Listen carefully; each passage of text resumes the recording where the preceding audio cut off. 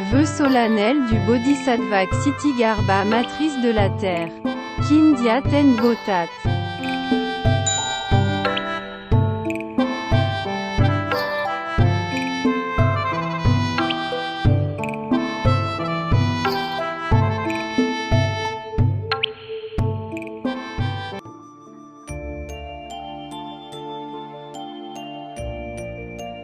Chapitre 1. Les pouvoirs spirituels, surnaturels dans le palais du ciel Trayatrimsha. Ainsi ai-je entendu. En ce temps-là, le Bouddha habitait le ciel Trayatrimsha, il enseignait le Dharma à sa mère. À cette époque, un nombre incalculable, inconcevable de Bouddhas ainsi que de grands bodhisattvas, grands êtres, depuis le monde infini des 10 directions, se réunirent pour louer la capacité du Bouddha Sakyamuni à manifester le pouvoir d'une sagesse infiniment grande et surnaturelle dans le monde mauvais des 5 impuretés, ainsi que sa capacité à contrôler et soumettre les êtres animés bornés pour leur faire connaître les dharmas de la souffrance et de la félicité. Chacun d'entre eux envoya ses assistants rendre hommage à l'unique honoré du monde. À ce moment-là, le Tathagata sourit et émit des centaines de milliers de millions de grands nuages de lumière, tels que le nuage de lumière de la grande et parfaite complétude, les nuages de la lumière de la grande compassion, le nuage de la lumière de la grande sagesse, le nuage de la lumière du grand prajna, le nuage de lumière du grand samadhi, le nuage de lumière de la grande protection, le nuage de lumière de la grande bénédiction, le nuage de lumière du grand mérite, le nuage de lumière du grand refuge, et le nuage de lumière de la grande louange. Après qu'il eut produit plus de nuages de lumière qu'on ne saurait décrire, il produisit également un grand nombre de sons subtils et merveilleux, tels que le son de la générosité parfaite, le son de l'observation parfaite du code moral, le son de la patience parfaite, le son de la persévérance parfaite, le son de la méditation parfaite et le son de l'intelligence parfaite, le son de la compassion, le son de la joie de l'équanimité, le son de libération, le son de l'absence de souffrance, le son de la sagesse, le son de la grande sagesse, le son du rugissement du lion, le son du grand rugissement du lion, le son de l'orage, le son du grand orage. Après qu'il eut produit plus de sons sublimes qu'on ne saurait décrire, des millions et des millions de divinités, dragons, démons et génies vinrent du monde Saha et de mondes situés ailleurs, se réunir également dans le palais de Trayatrimsha. C'est-à-dire depuis le ciel des 4 rois, le ciel Trayatrimsha, le ciel Suyama, le ciel Tushita, le ciel Nirmanarati, le ciel Paranirmitavasavarti, le ciel des multitudes de Brahma, le ciel des ministres de Brahma, le ciel du grand Seigneur Brahma, le ciel de moindre lumière, le ciel de la lumière illimitée, le ciel du son de la lumière, le ciel de moindre pureté, le ciel de la pureté illimitée, le ciel de la pureté universelle, le ciel de la naissance des bénédictions, le ciel de l'amour des bénédictions, le ciel du fruit abondant, le ciel de l'absence de pensée, le ciel de l'absence d'affliction, le ciel de l'absence de chaleur, le ciel des bonnes intentions, le ciel de la bonne manifestation, le ciel de la forme ultime, le ciel Maheshvara, et ainsi de suite, jusqu'au ciel de la station où siège ni pensée ni absence de pensée. Toutes ces assemblées de divinités, dragons, démons, et génies vinrent se réunir.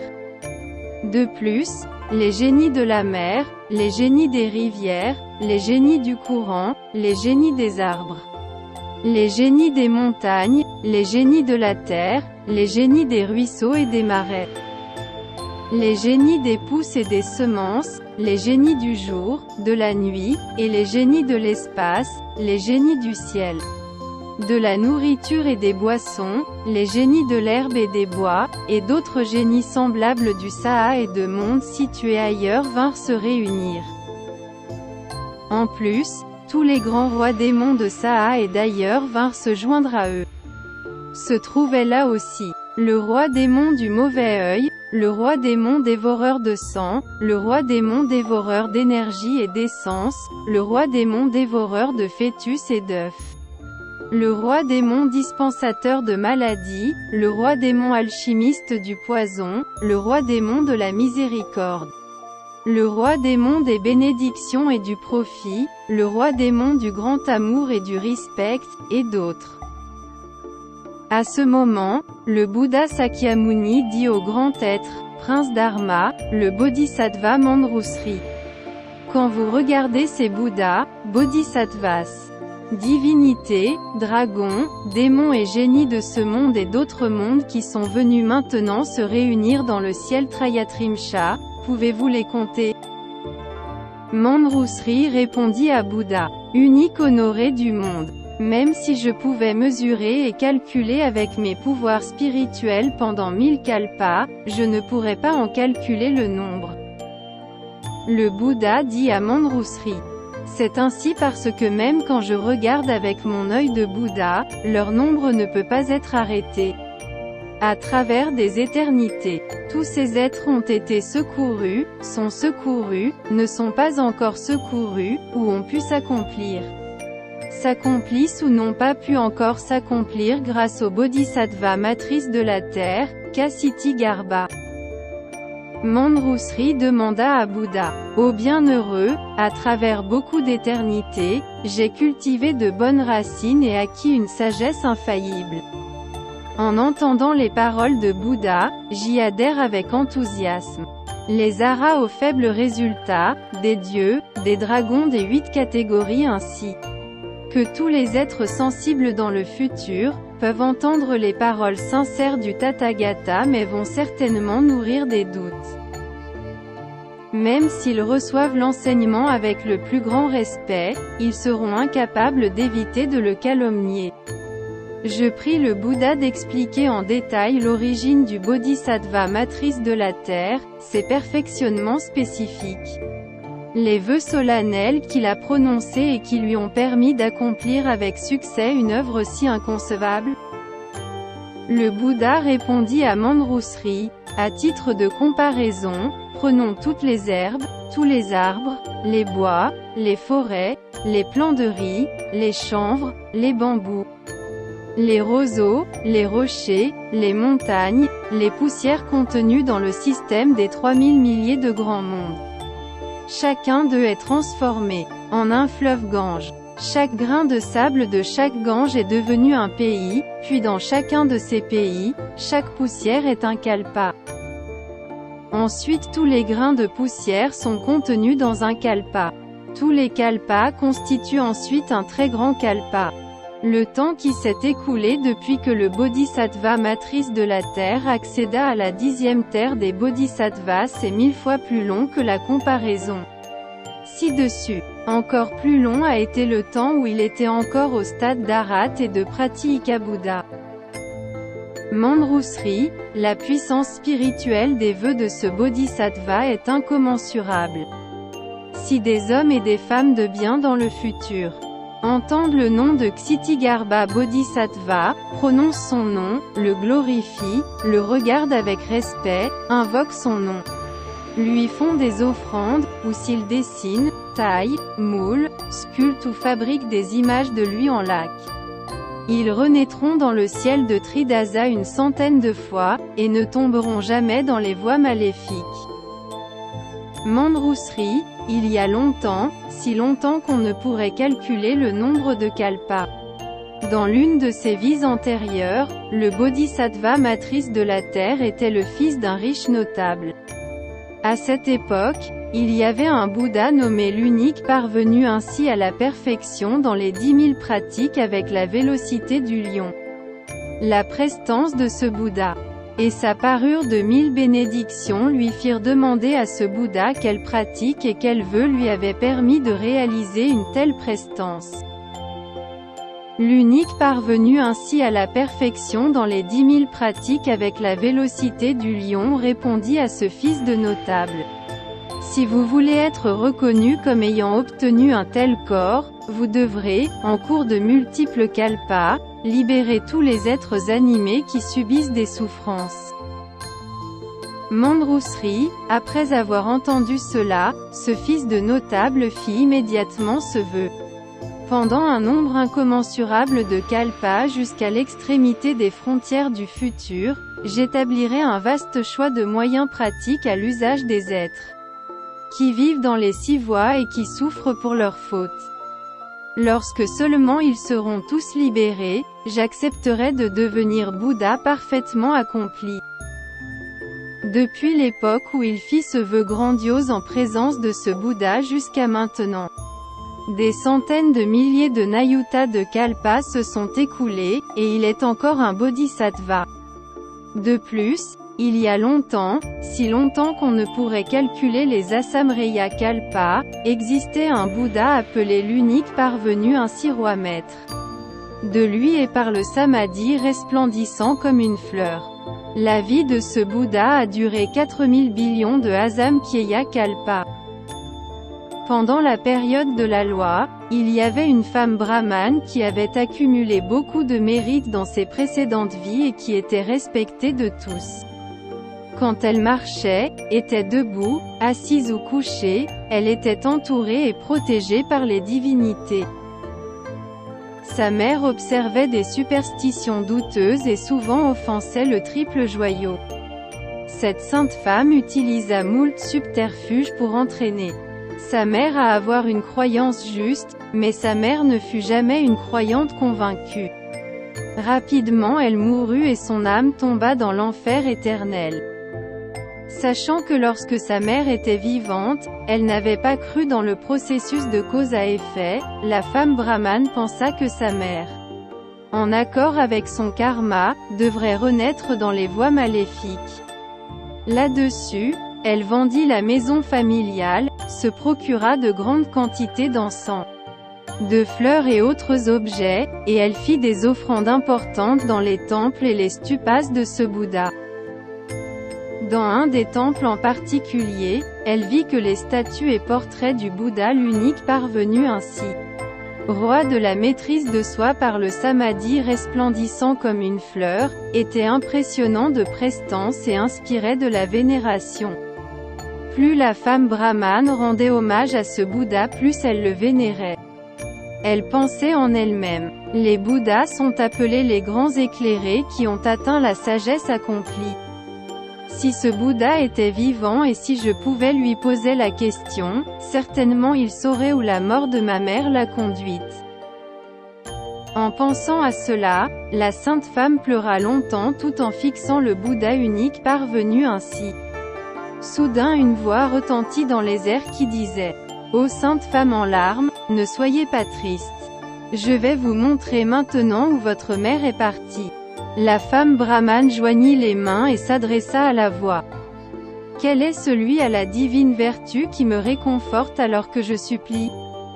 Depuis le jour où j'ai perdu ma mère jusqu'à maintenant, j'ai pensé à elle jour et nuit, mais il y a nul endroit où je puisse m'enquérir du royaume où ma mère a effectué sa renaissance. » Une voix résonna dans les airs et déclara à la femme. Je suis celui dont vous contemplez et adorez l'image de Bouddha unique parvenu ainsi roi maître de lui. Et par le samadhi resplendissant comme une fleur. Parce que votre inquiétude pour votre mère est beaucoup plus forte que celle des vivants ordinaires. Je vais vous montrer l'endroit de sa renaissance. En entendant cette voix, la femme brahmane soudain se leva, perdit connaissance, retomba et se blessa le corps et les membres. Les gens autour d'elle la relevèrent et après un long moment elle reprit connaissance. Alors elle s'adressa à la voix en disant « Je souhaite que Bouddha ait de la compassion, ait pitié de moi, et me dise rapidement dans quel royaume ma mère est entrée en renaissance. Mon présent corps ainsi que mon esprit pourront périr peu après. » Alors le Bouddha unique parvenu ainsi roi maître de lui et par le samadhi resplendissant comme une fleur lui répondit. Après avoir terminé vos offrandes, retournez vite chez vous. Restez assise et concentrez votre pensée sur mon nom et vous saurez avec certitude l'endroit où votre mère est entrée en renaissance. Après avoir fini de vénérer le Bouddha, la femme brahmane rentra chez elle où, à cause du souvenir de sa mère, elle resta assise et récita le nom du Bouddha unique parvenu ainsi roi maître de lui et par le samadhi resplendissant comme une fleur. Un jour et une nuit avaient passé quand elle se vit soudain à côté d'une mer dont les eaux bouillonnaient et giclaient. Beaucoup de bêtes monstrueuses avec des corps métalliques volaient au-dessus de la mer et se ruaient à l'est et à l'ouest. Elle vit des centaines de milliers de millions d'hommes et de femmes émergeant et s'enfonçant dans l'eau qui était capturée, emportée et mangée par les bêtes monstrueuses. Elle s'aperçut des yakshas aussi, chacun avec une forme différente. Certains avaient plusieurs mains, plusieurs yeux, plusieurs jambes, plusieurs têtes. Des crocs aiguisés, pointus comme des épées sortaient de leur gueule, et ils poussaient les condamnés vers les bêtes monstrueuses. Quelques yakshas prirent les condamnés et leur tordirent tête et pieds jusqu'à former une myriade de formes horribles dont on ne pouvait supporter la vue longtemps. Pendant ce temps, la femme brahmane était naturellement sans crainte grâce au pouvoir des prières à Bouddha. Un roi démon appelé Sans Poison vint et inclina la tête en signe de bienvenue et s'adressa à la femme sainte. « Très bien, ô Bodhisattva, qu'est-ce qui vous amène ici ?» La femme brahmane demanda alors au roi démon. « Où suis-je » Sans Poison répondit. « C'est le versant ouest de la mer du premier cercle des montagnes du grand anneau de fer. » La sainte femme dit. J'ai entendu dire que l'enfer est à l'intérieur des montagnes Cakravada. Est-ce ainsi en vérité? Sans Poison répondit. L'enfer est bien ici. La saine femme demanda. Comment dois-je faire pour aller dans cet enfer? Sans Poison répondit. Avec le pouvoir surnaturel ou les mérites personnels. En dehors de ces deux conditions, aucun être ne pourra y accéder. La sainte femme demanda. Pourquoi cette eau bouillonne et gicle-t-elle, et pourquoi y a-t-il tant de condamnés et tant de bêtes monstrueuses? Sans Poison répondit. Ce sont les personnes récemment décédées de Jambudvipa qui ont fait de mauvaises actions et qui, pendant les 49 jours qui ont suivi leur trépas, n'ont pas eu leurs proches pour accomplir des actes de mérite et de vertu à leur place, et les sauver de leurs souffrances et de leurs épreuves. De plus, au cours de leur vie, elles n'ont pas semé de bonnes causes, en accord avec leurs propres actes. Se dressent les enfers et donc naturellement elles essayent de traverser d'abord cette mer. 10 000 yojana à l'est de cette mer se trouve une autre mer où les souffrances sont encore 2 fois plus grandes. À l'est de cette mer, il y a encore une autre mer où les souffrances sont encore 2 fois plus importantes. Elles sont dues à des mauvaises conséquences des 3 causes karmiques. La mer karmique est constituée par ces 3 mers-ci. La sainte femme questionna de nouveau le roi démon Sans Poison. Où est l'enfer? Sans Poison répondit. À l'intérieur de ces 3 mers, il y a des centaines de milliers d'enfers majeurs, chacun différent. 18 sont spécifiquement reconnus comme des enfers majeurs. Au niveau suivant il y en a 500 où les souffrances sont impensables. Au 3e niveau, il y en a des milliers d'enfers où les souffrances sont d'une cruauté impensable. La sainte femme demanda encore au roi démon. Ma mère n'est pas morte depuis longtemps, et je ne sais pas dans quelle voie son âme s'est échouée. Le roi démon questionna la sainte femme.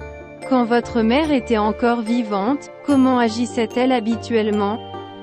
La sainte femme répondit. Ma mère avait une religion dévoyée et elle ridiculisait et calomniait le triple joyau.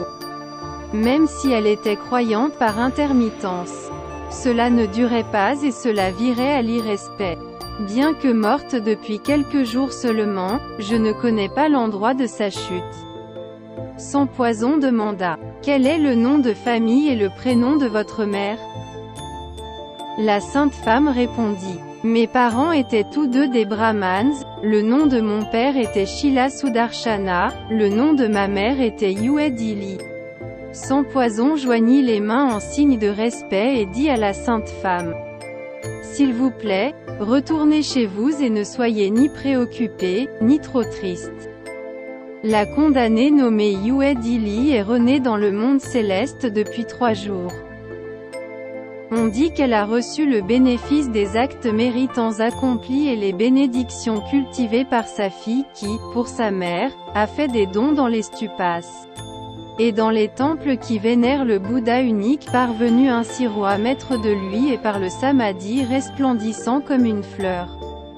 Non seulement votre mère fut libérée de l'enfer, mais aussi tous les êtres que leurs fautes destinaient à l'avicii ont obtenu le jour même la félicité et sont entrés en renaissance avec elle. Quand le roi démon eut fini de parler, il se retira, les mains jointes en signe de respect. La femme brahmane reprit ses esprits rapidement comme après un rêve, comprit ce qui s'était passé et prononça un vœu important devant les stupas et les représentations du Bouddha l'unique parvenu ainsi roi maître de lui, et par le samadhi resplendissant comme une fleur, en disant: Je fais le vœu de créer beaucoup de moyens pratiques pour servir les êtres animés qui sont condamnés pour leurs fautes jusqu'à la fin des ères à venir, je les aiderai à obtenir leur libération. Le Bouddha dit à Manjusri. Le roi démon sans poison est l'actuel bodhisattva puissance manifeste. La femme brahmane est maintenant le bodhisattva matrice de la terre.